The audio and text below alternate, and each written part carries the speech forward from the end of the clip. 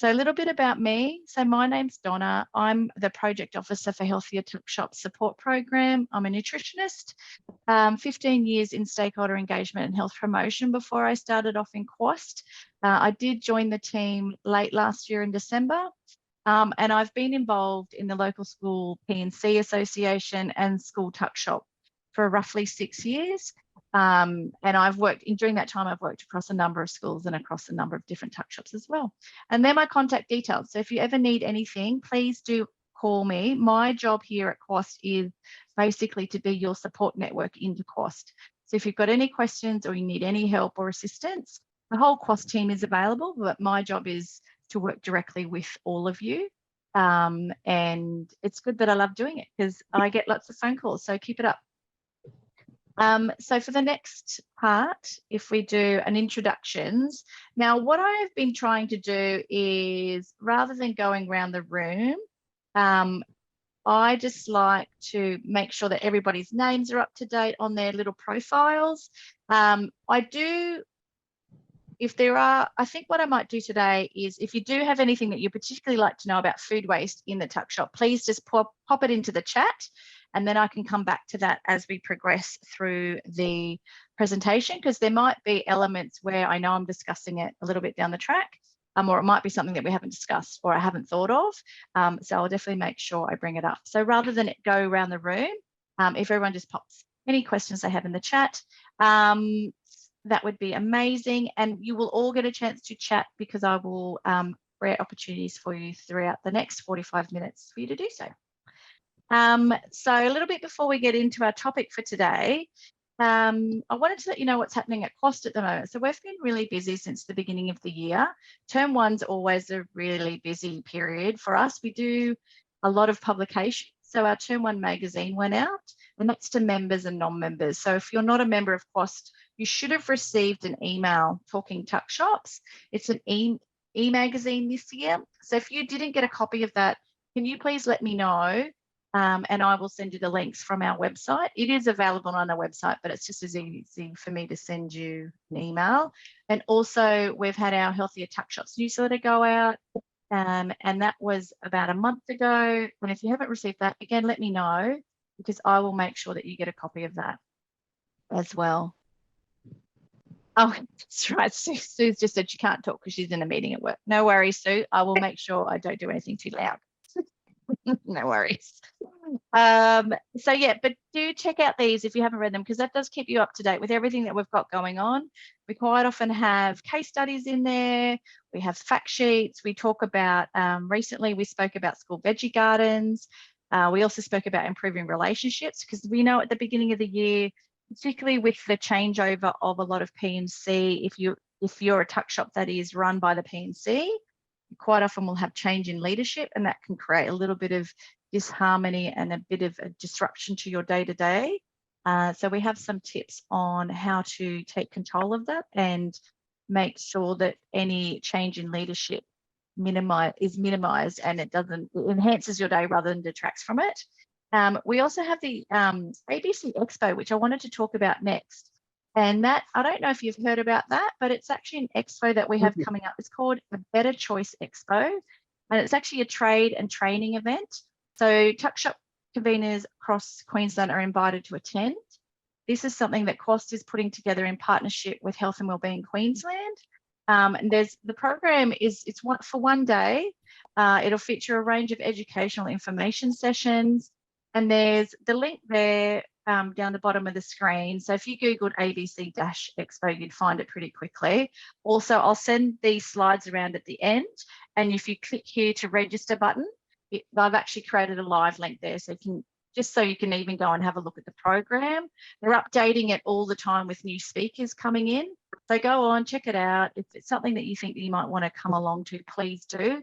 Everyone from Quast will be there on the day, and we're actually trying to hold a face-to-face network meeting on the day as well. So we'll keep you posted. We're just trying to find a room at the moment. We're not quite sure if we have a room to do that yet on site. It should be a really good day. It's over in Tennyson.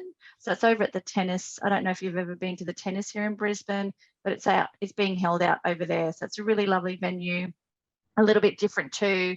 So a bit outside of the CBD for a change, which is good. We also have Tuckshop conversations happening. So this is a new program and it's free to everyone, whether you're a member for Quast or not, but you do need to be a Tuckshop convener to join. It's essentially going to be an online mentor program where everyone's free to join in.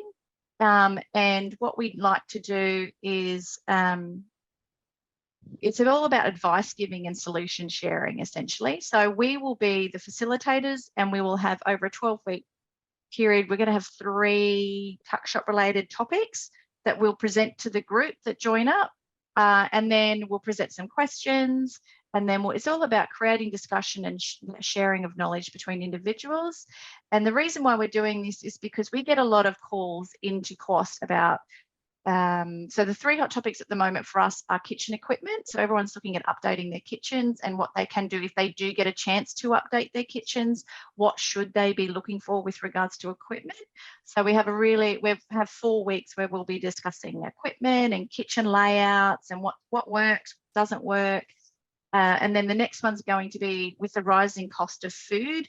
We'll be looking at how we can price our menus more efficiently or the most efficiently as possible in the current climate. So we'll be spending a couple of weeks on that.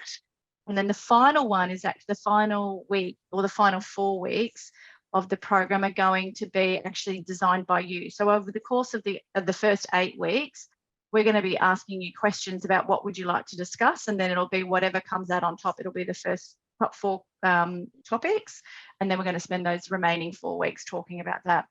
But it's actually going to be reliant on everybody signing up to participate, because it's not so much about us telling you what state government recommend or what we've heard in industry.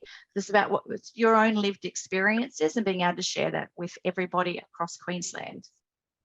So that's really exciting. That will be up and going this week. So you'll actually all get a link after this meeting to sign up if you want to. It's not compulsory. There's absolutely no pressure to do so. But we just wanted a really safe place for Tuckshop conveners to be able to ask questions and to get advice and feedback from the industry. So we are on the lookout for people that have renovated their Tuckshops recently, if you've updated your menu, or just an experience that you'd be really happy to share with the group. Please do let us know. You can email me directly and we can have a chat over the phone or via email. And if you have any questions, so do you have a process that you want to do better but not sure how to improve it? Do you want to know what the latest and the greatest in kitchen appliances is? We had a Facebook post about a combi oven about 3 weeks ago and it went nuts. We were amazed at how many responses we had, and that was really interesting for us to see the different views and opinions on the combi oven. Wondering what other items people are putting on their Tuckshop menus as the prices are increasing, like what changes do you need to make? And also we'll be talking about kitchen layouts. So if you want to know if your kitchen works well or not, this will be the place to be. But let's get into it today. So we're talking about reducing food waste, and it is in school Tuckshops that we are focusing primarily on secondary school Tuckshops because we do have a case study. So when we get a lot of calls about this as well. This is one of the reasons why I wanted to hold this network meeting today. So the next slide is all about how you describe food waste management in the Tuckshop when we talk to you about it. So some of the things that you have said to us is that there's no magic bullet, requires a lot of planning. It's an educated guess. There's a bit of guesswork. You look at trends. It's a little bit unpredictable, can be difficult sometimes. Do you guys have anything else to add? You can yourselves off mute and let me know if there's something else that you've found with, food waste management in the Tuckshop. Anybody want to share? No. In primary school, if I had extra, I had Lemingtons left over from a special that we did for Australia Day, and I've just sold them. I froze them and then I've just put them on a special for this last week to get rid of them. Yep. So it's not like wastage, but it's like get rid of stuff that isn't normally on your menu. Yeah, that's a great idea. Yeah, absolutely. Doing it like a daily special or a sort of a one-off deal. Yeah, that's a great idea. That's fantastic. Any other ideas or any other opinions on food waste management? I was just going to say, I do similar stuff with all my ice blocks. We have a Friday meal deal every week, and the last Friday of term is ice block surprise. So it could be whatever I've got left in the freezer. They may get billabongs, they may get, lemonade ice block. It's what fruit juice ones. It's just whatever's left, and they don't get a choice. They just get it handed to them, and we just get rid of what's in the freezers. So that's one way I've got rid of a lot of my freeze, like ice blocks and stuff like that. Yeah, that's a good idea. And kids love ice blocks, so they're not going to say no, are they? Yes. Really? Well, we're still sitting at 37, 38 degrees out here, so.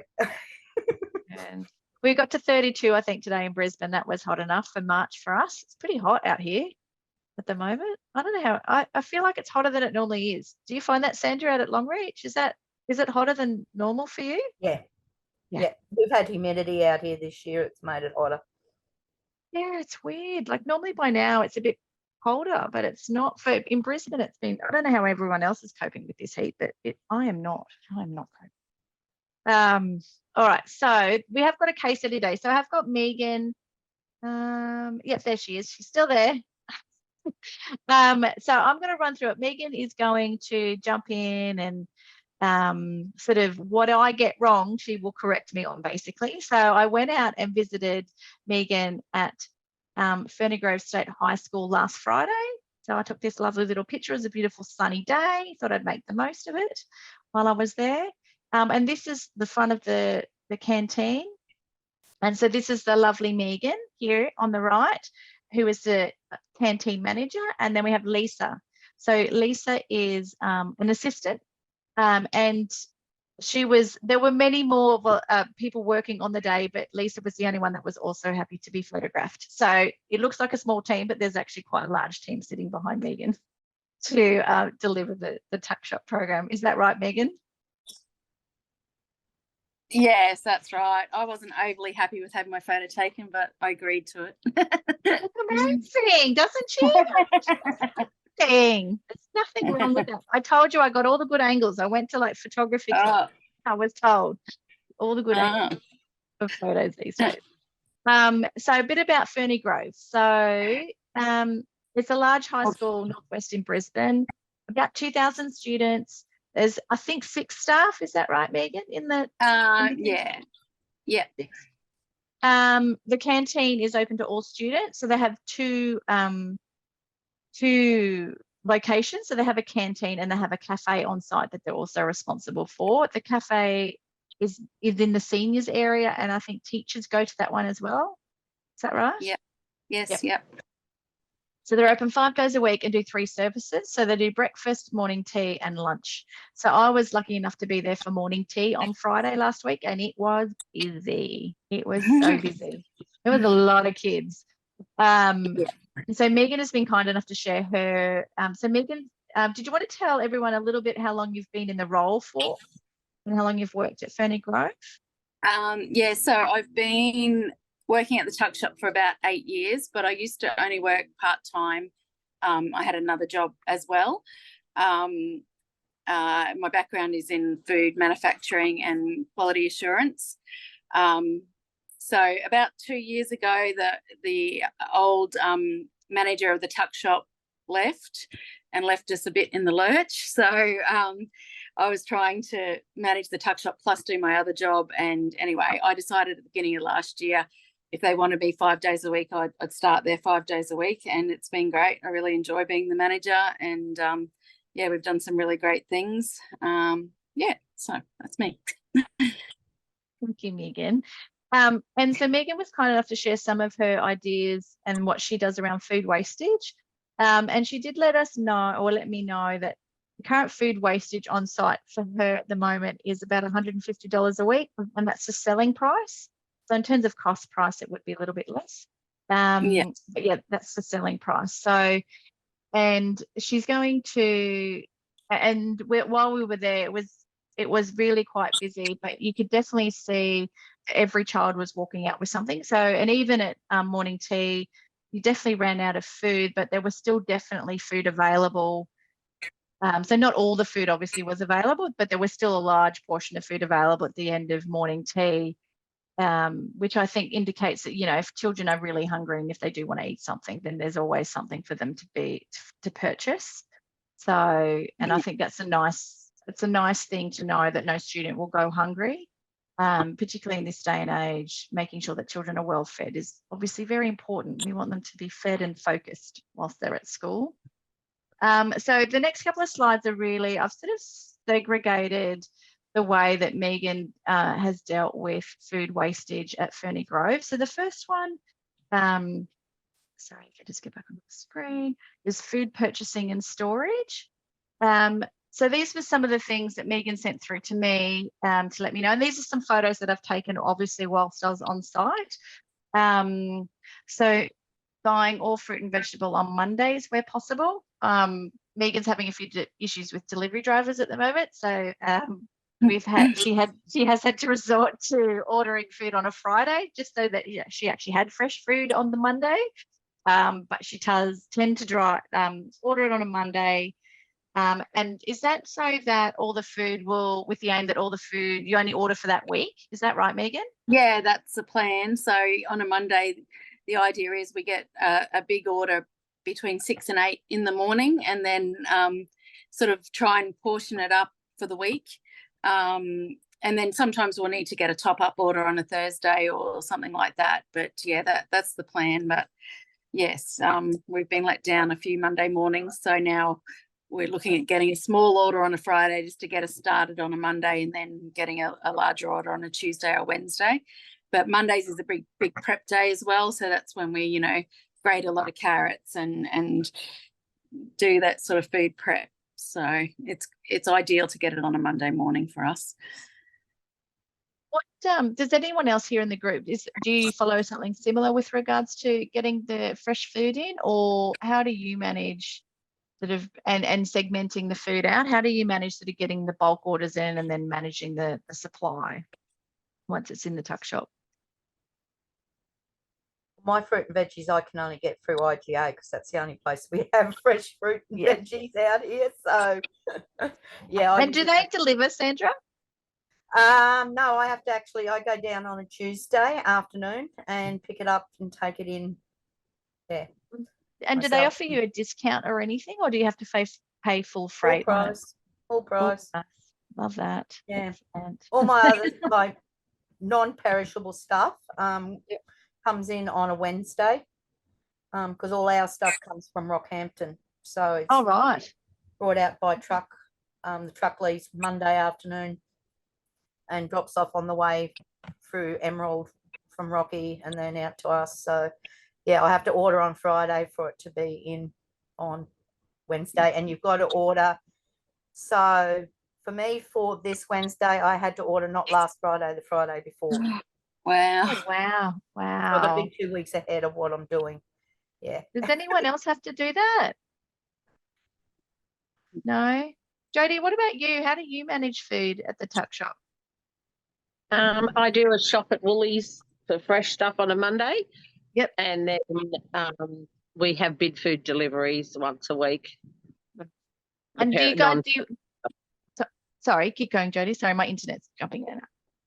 No, you're right. Yeah, I actually go over to Woolies and pick it up and like just walk around and collect it. And then it's only across the road, so I'm very lucky. And then if I need something during the week, I can duck in on my way home in the afternoons. So what I'm hearing is no one's really over ordering. You're ordering just enough to get you through. Because obviously with that fresh produce, it doesn't last, does it? Even if you were to over order. And does everyone sort of split it up like Megan does? Like when it's sort of, so I like the idea of these. So I think this is the chocolate mud cake mix or something. And it's all been put together and then put away. Does everyone else do that? Like I just think that's such a great idea. I'd never even considered that was an option where you just combine it all together and then you put it away like once it's all combined. That's a good idea. Yeah, I thought found that really helpful. Like I find it really helpful for ordering as well, because say we want to do our Anzac slice, it's got, you know, 4 dry ingredients, but you don't have to get all those 4 things out just to throw a quick Anzac slice together. You just get the bucket of mix already mixed up, and I know I can look on the shelf and say, oh, okay, we've got ingredients for 4 Anzac slice, that's enough for this week. And I find that's been a big thing. And also we use it in the freezer as well. Like I'll buy a big tin of tomato paste at the beginning of the term, and, you know, all the herbs and things, say for spaghetti bolognese, and then divide it up into portions enough for 3 kilos of mince. And then I'm not having to think every week, oh, do we have tomato paste for spaghetti? Do, you know, it's sort of all done. It's been good doing that. So you got to have the freezer space, and that's always a problem for smaller tuck shops. But yeah, it is handy. Absolutely. First few weeks of term are always a bit busier, like getting organised, but then, you know, we run things down at the end of the term, and it's good. It's a well-oiled machine by the end, isn't it, really? No, I just love that idea. Yeah. Well, as much as we can do. Does anyone else, what are other things that people do during, like, when you're purchasing food and storing it in? Like, do you have, these are just some of the ones that Megan has mentioned. Is there anything else that anyone else is doing? And I guess the reason why I'm asking is what I'm going to do at the end of all of this is I'm going to take notes whilst we're talking, and I'm actually going to type it all up. And so you guys will just get a big, like tips sheet on food waste management for the tuck shops. So if there are any ideas, I'll send it out to everyone who's attended. My mince comes out in a 5 kilo lot, so I cook that up and then I divide it into individual portions and freeze the individuals. So if we've got, you know, we can just pull out so many of them and do what we need to for each day, sort of thing. It's a great idea. And I use the same mince for my lasagna as I do for my tacos, and just, you know, I use the same recipe for the whole lot, so it's not as many things to have to buy in. Yeah, that's a good idea. Just add maybe a few different spices or something to make it Mexican or Italian or that's it. But generally it's similar, and I just put it just so lasagnas, and I know that when you're making a lasagna you just get so many packets out for a lasagna, so that's the way I get around, because I got to watch freezer space. Yeah, that would be hard when you don't have unlimited freezer space. Like the tuck shop where I sort of where I've spent most of my time has literally one stand-up freezer. It's like there's no freezer space at all. So this would be a great idea for them. I have one, no defrost. That's it. Oh, really? Yep. Wow. Okay. I've only just got the 2-door fridge into the back room. I had a normal kitchen fridge prior to that, and I dug the door out the front. Thank goodness you've got a double door. It must be revolutionising. Double door in the back as well as the front. Must feel like a whole new world in your kitchen or canteen at the moment. That's fantastic. Well, we'll move on to the next one. So we did preparing food. So I think, these were some really good ideas. And these are some photos that I took on site as well. So using frozen or canned fruit or vegetable where suitable. I think from a cost point of view, that would make a lot of sense at the moment, wouldn't it? With everybody? Yeah. Oh, yeah. Can everyone see that chat from from Matthew, or is that just on my screen when I've pulled that up? No. Can you see that? No.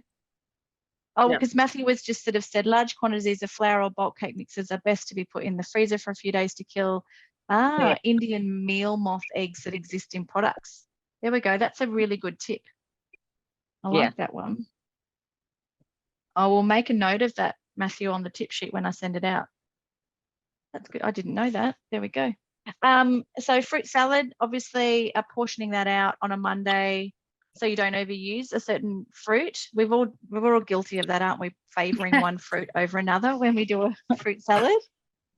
And that way we can do it with what costs a lot. Like we sort of spend an amount on fruit, and then divided up according to, so each day there might only be a little bit of pineapple in it because pineapple's expensive this week or that sort of thing.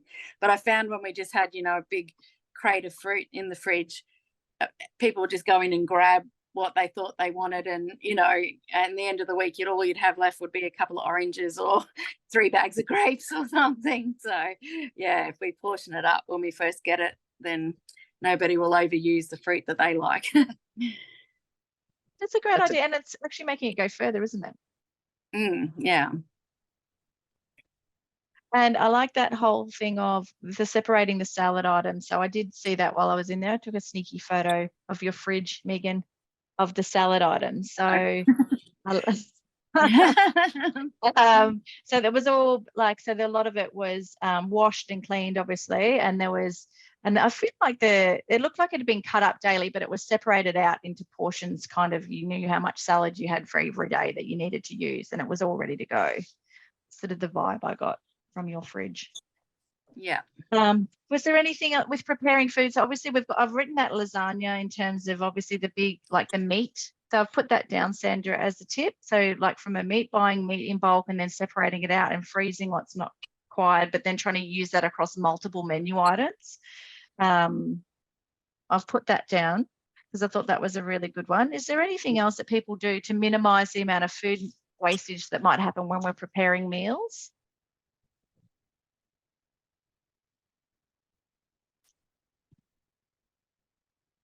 Any ideas? Or is everyone doing this a very similar thing at the moment where you're just portioning it out, buying in bulk? Jodie, yeah, I see you nodding. Absolutely.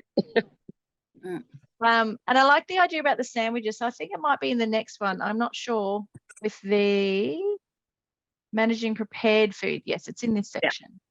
Yeah. So Megan, did you want to talk about this one? Because these are all your ideas, actually. So I feel like I'm stealing your thunder on this stuff. Oh. Maybe if you're happy to talk to this slide, and you can see these. Yeah. Ones.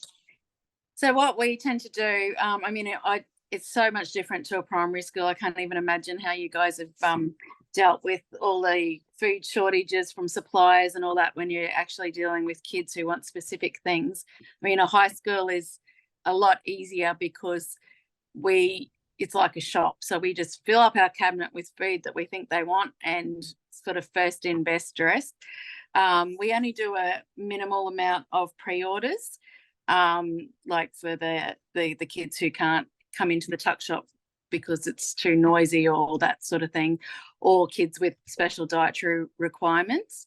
So other than that, it is sort of first in, best dressed. So what we tend to do is really fill up the cabinet for first break and make items that will hold to second break. So like all our wet dishes, they can sit in the cabinet, you know, for till second break. We've also got like some burgers that we do and that we've tested, and so that we wrap in foil and then put in brown paper bags, and they'll hold from, you know, 10 o'clock until second break if necessary, if they're not all sold. And then we sort of assess after first break what we've got left and then what we'll make for second break. And the second break, we tend to do the more salad burgers and things like that. So, and if they're not sold, well, then that is wastage, but we can't help that. Yeah, what else? Yeah, because my big fear is running out of food. I'd hate to think that kids aren't getting fed, especially at first break. I mean, I think our second break is like 1:15 till 2 o'clock, and they finish school at 3 o'clock anyway. But I'd hate the idea that they're only buying a packet of chips at first break because we've completely run out. So yeah, second break's a bit trickier because we don't want leftovers. So what we've been doing is like we'll cook a tray of chicken tenders, and if we need to, we'll quickly make up some hot chicken wraps or throw in some hot dogs, or, you know, those sorts of things, toasties, and it's because it is hard to predict, especially with the weather. It has been a lot hotter than we thought it would be, so that really plays a big part in what they want to eat. Sandwiches, so we'll make, you know, some basic fresh sandwiches, ham, chicken, those sorts of things. And then if they don't sell, we'll toast them the next day and sell them as toasted sandwiches. So we pretty much will overmake those basic sandwiches. So we'll always have them in the fridge. So the kids can never say there's nothing to eat. We can say, well, there is sandwiches, or, you know, there is a chicken wrap. You might just have to wait a couple of minutes or whatever. What else? Yeah, that's about it.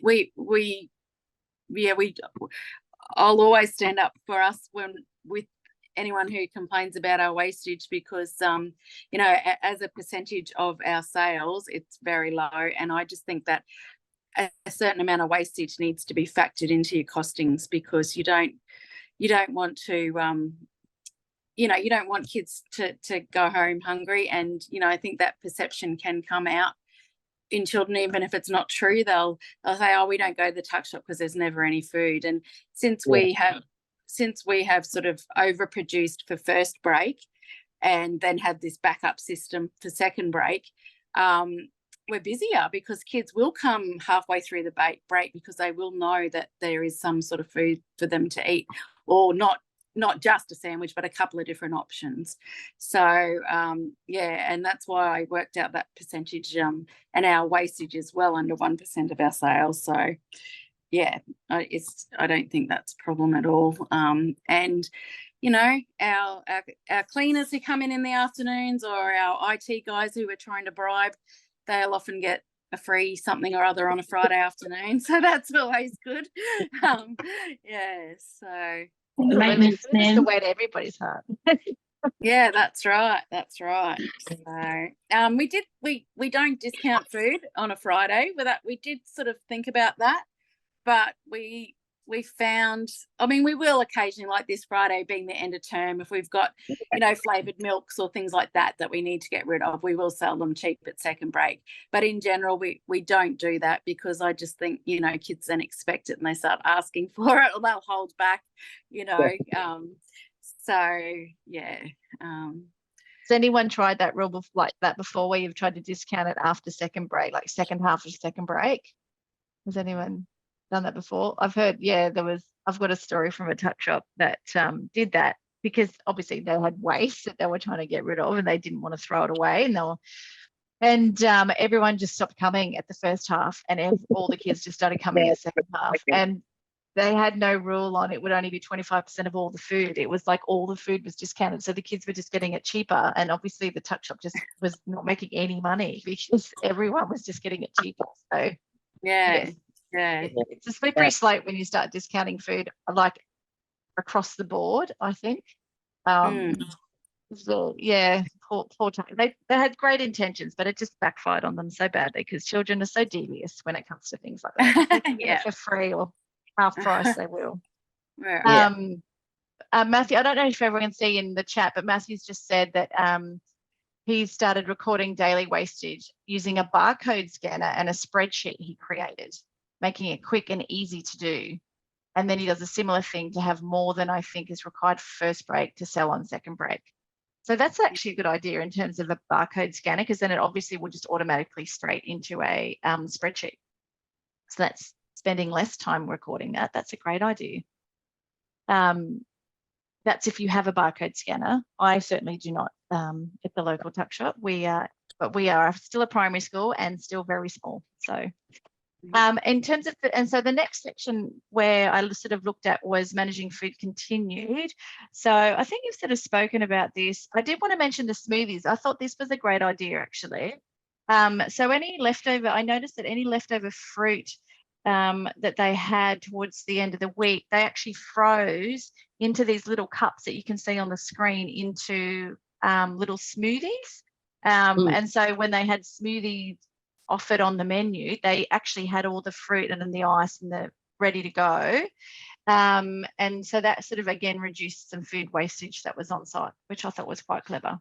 Yeah, and that's frozen yogurt, not ice cream, and it's really good if anyone's looking for frozen yogurt. It's from Bid Foods, and it's only 10 kilos, $20-something, and it's really nice. Yeah.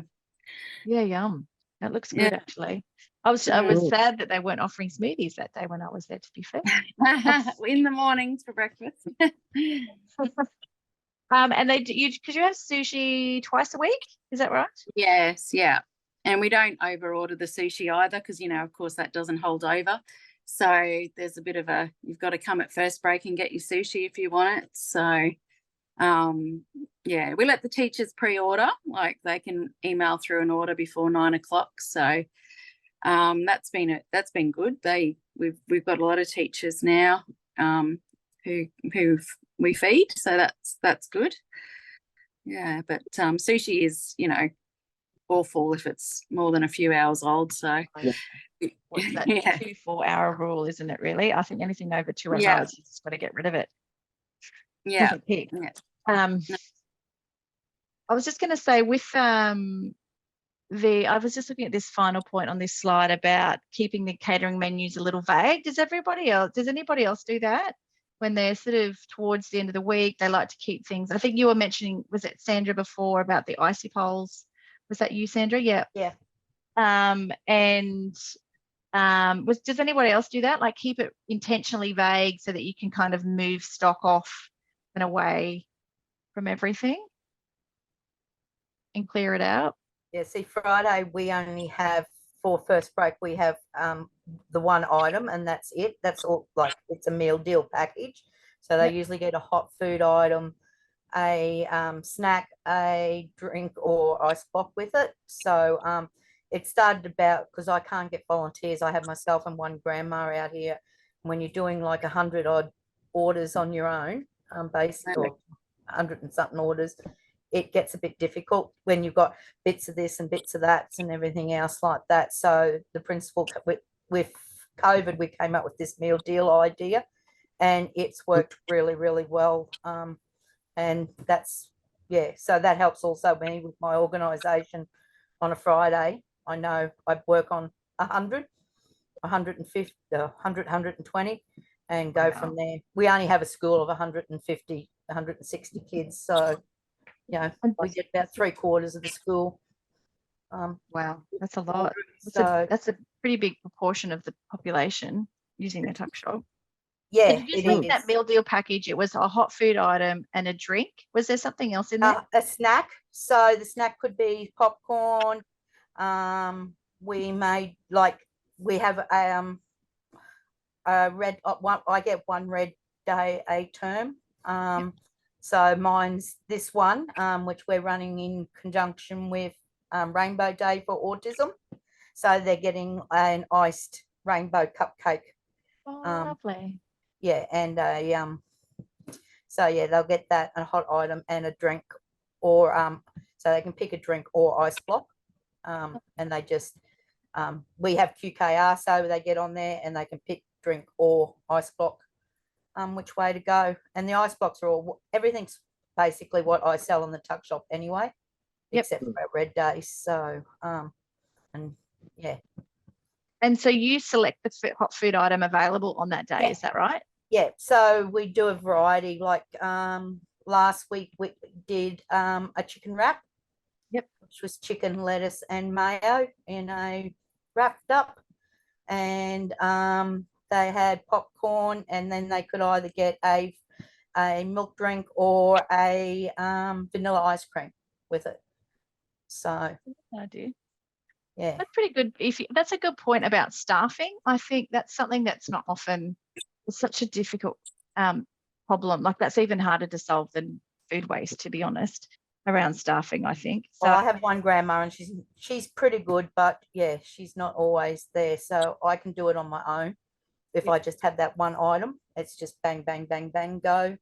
I love that And idea. then my principal sends down one of the teacher's aides to help me pack and send it out. So That's great. And that helped a lot with my wastage on a Friday.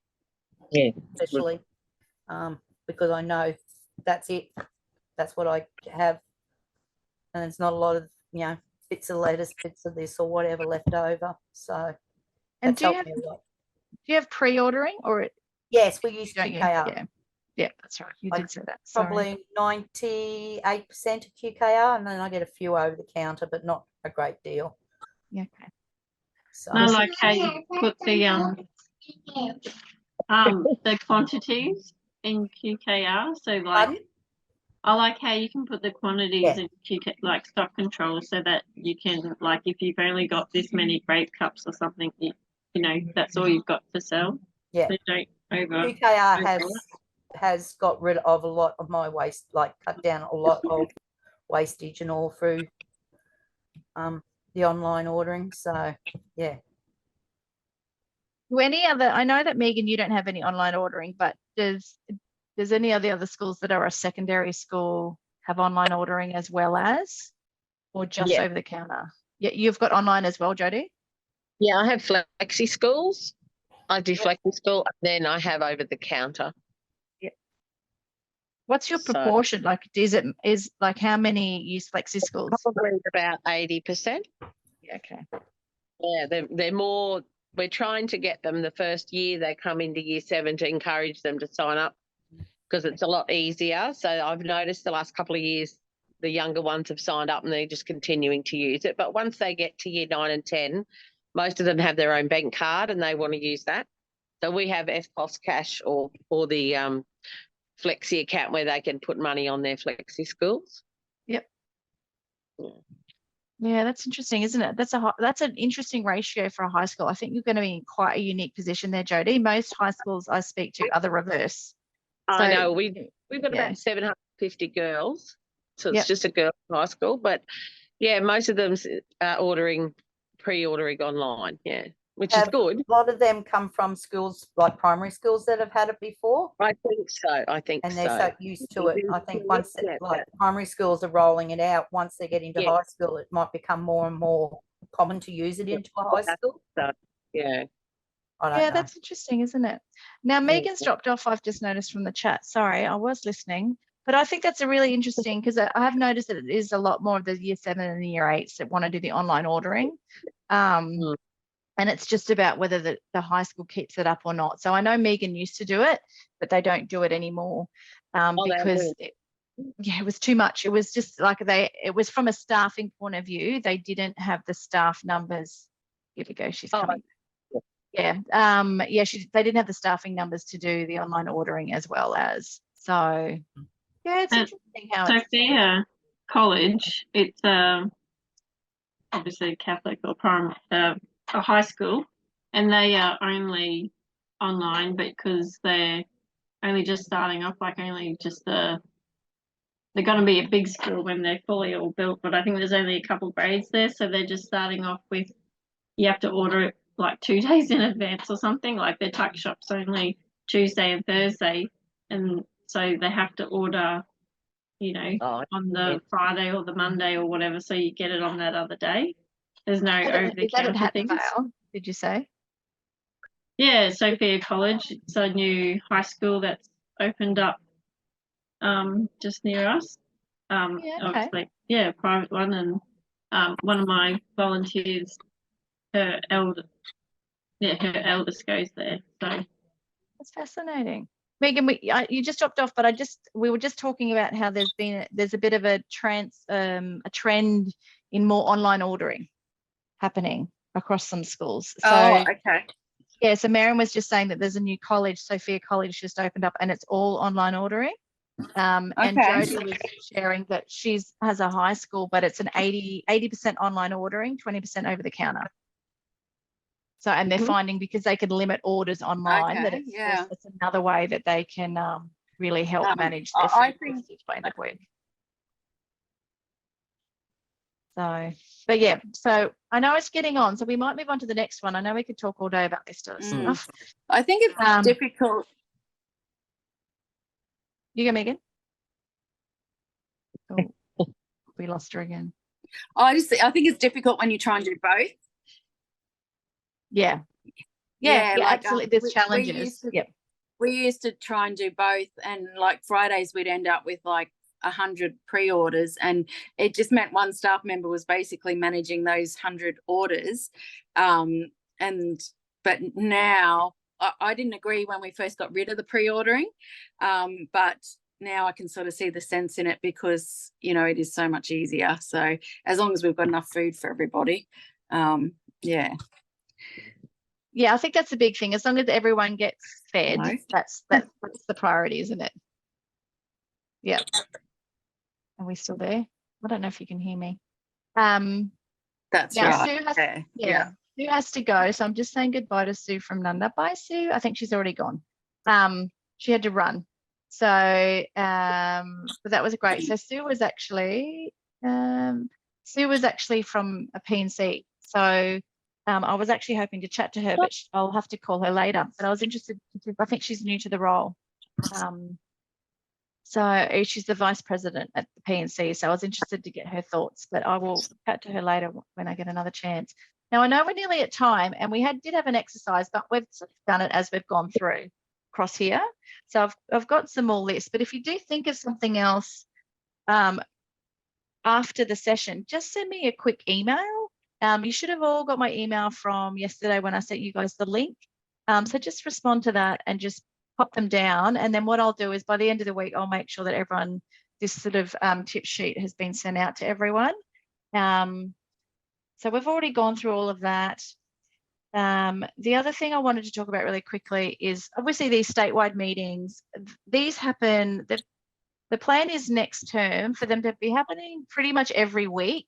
They won't be able to be held every week. So I'm delivering a lot of the training at cost for the next term. So I'm actually out in the regions training. And so on the days where I'll be doing training, sometimes I won't be able to do the network meeting as well as the training. Sometimes I will be able to, sometimes I will not be able to. So I'm just trying to manage it all, but I'm trying to get like a weekly meeting up and going as much as possible. So if it's not on a Tuesday, I'll try and hold it on another day during the week. And I know later in the week gets harder because it's busier and we all just get tired. I don't know about you, but by the time Friday rocks around for me, I'm like, I'm so ready to go home. So I'll try not to do them Friday afternoons. But I just love just having a quick chat with everyone.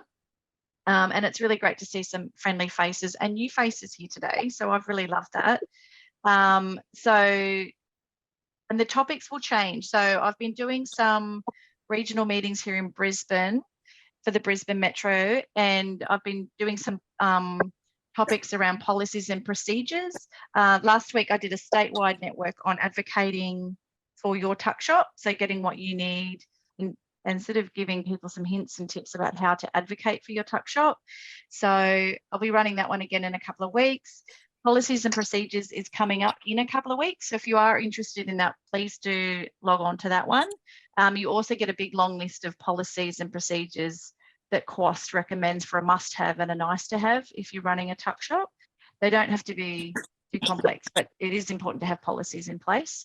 But the thing that I'm looking forward to is these are where I'll be holding regional face-to-face network meetings for the next term. So unfortunately, Brisbane is going to miss me for about 10 weeks because I'll be busy going out everywhere else. Yeah, the main thing I'm interested in is like new ideas, new recipe things, so that's the biggest thing. Definitely get into the tuck shop conversation because the first 4 weeks is going to be all about kitchen stuff and but the second block of 4 weeks is all about new recipes and using food in a different way to create some really interesting food. So we had some students that were with us recently. Sandra has spoken to them, but they've developed some new recipes for us and they've tested them. So they are kid approved and they are adult approved, more importantly. And so we're really excited. Yeah, so I also do a lot. Say again, Sandra? Oh, I was just going to say I also do a lot of catering for a education group out here called CLAW, Centre for Learning and Wellbeing. So I do all the morning teas and lunches and all like that. So yeah, that's on top of Tuck Shop. You're very busy by the sounds of it. You're a one-woman show. But yeah, so there's training coming up, but hopefully we'll be able to see you at some point and we'd be love to see you in person. So, but I just want to say thank you everybody for coming.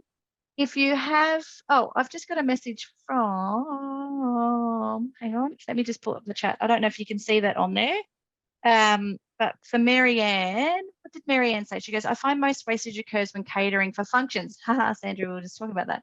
As you need to purchase stuff for a cheese platter and it's not all used. And also when admin thinks they need food for 40 and only 10 turn up for meetings. Very frustrating. Yes, very frustrating. They think to over cater is good. Whereas, yeah. Charge them for Almost like- 40. That's my plan. Absolutely. If they say 40, go for 10, I say. Just like quarter it down. But yeah, it is hard when They soon food learn waste to is out of adjust your control. Isn't it really, guys? Like that's the hard part, I think. When it's out of your control, particularly when you are catering for events and you're doing your very best to make sure that it's on track and that it doesn't. Now, I know I've kept you over time, so thank you so very much, everybody, for logging on today. I've really enjoyed this. I hope you've learned something today. And I will be sending out the list. If you've got any questions that you didn't want to put your hand up and you wanted to ask me privately, please do so. I'm always available. I will go back to really quickly. I'll go and share my screen again so that you can get my contact details if you need me. I am available whenever you need. So all you have to do is call. Sound like a really bad dating app, don't I? Just call whenever you need. What's that song? It's like a song. But yeah, so that's my details. Yeah, that's it. I'll be there whenever you need. Start that as my promo music when I open up a network meeting. I'll be there. So, but yeah, we're happy to help no matter what. But thank you everybody for coming along today. Hopefully I'll see you again in another one. We won't be having another one of these until week 1, term 2. And I will hopefully have the schedule for the rest of those weekly state-wide meetings ready to go by term 1. Once I figure out those training dates and a couple of other meetings, I'll be able to lock in those times. So you should have that ready to go and then you'll know what's coming up with all the topics and everything. So thank you again for signing on. It was lovely to meet you all. Some for the first time. That was fabulous. Thank you, Jody. Thanks, Maren. Lovely to see you both. Bye, Sandra. Bye, Megan. Bye, Marianne. And I think Matthew's gone. Oh no, Matthew's still there. Bye, guys. I'll see you soon. Bye.